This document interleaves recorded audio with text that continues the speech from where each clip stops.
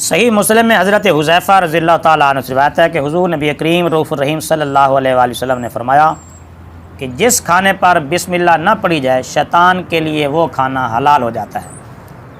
یعنی بسم اللہ نہ پڑھنے کی صورت میں شیطان اس کھانے میں شریک ہو جاتا ہے۔ اسی طرح حضرت جابر رضی اللہ تعالیٰ عنہ سے بھی روایت آئی ہے کہ نبی کریم رؤوف الرحیم صلی اللہ علیہ وآلہ وسلم نے فرمایا جب کوئی شخص مکان میں آیا اور داخل ہوتے وقت اس نے بسم اللہ پڑھ لی اور کھانا کھاتے وقت بسم اللہ پڑھ لی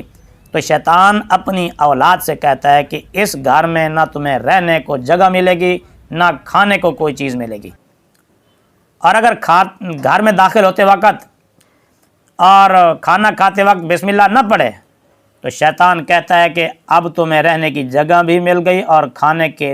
کے لیے بھی چیزیں ملیں گی، یعنی بسم اللہ نہ پڑھی تو ایسی صورت میں شیطان اس گھر میں رہتا ہے جس میں بسم اللہ نہ پڑھی جائے، اور وہاں رہتا بھی ہے، رات بھی گزارتا ہے اور وہاں سے کھانا بھی کھاتا ہے۔ اسی طرح صحیح مسلم میں حضرت عمر بن ابی سلمہ رضی اللہ تعالیٰ عنہما سے روایت ہے، کہتے ہیں کہ میں چھوٹا سا بچہ تھا، رسول کریم صلی اللہ علیہ وآلہ وسلم کی پرورش میں تھا، تو کھانا کھاتے وقت میں برتن میں ہر طرف ہاتھ ڈال دیتا تھا، تو نبی پاک صلی اللہ علیہ وآلہ وسلم نے فرمایا بسم اللہ پڑھو اور دائیں ہاتھ سے کھاؤ اور برتن کی اس جانب سے کھاؤ جو تمہارے قریب ہے، سامنے ہے۔ اس حدیث مبارکہ میں کھانے کے آداب بتائے گئے ہیں کہ اگر چند آدمی مل کر کھا رہے ہوں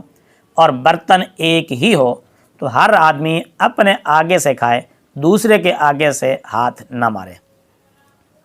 ہاں اگر برتن میں کھانے پینے کی چیزیں مختلف ہیں تو پھر جون سی چیز اس کو پسند ہو وہ کھائے۔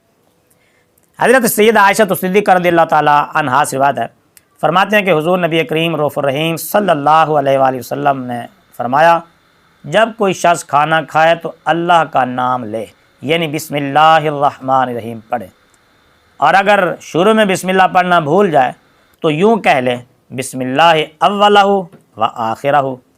اور بعض روایتوں میں یوں بھی آیا کہ بسم اللہ اولہ، بسم اللہ فی اولہ و آخرہ۔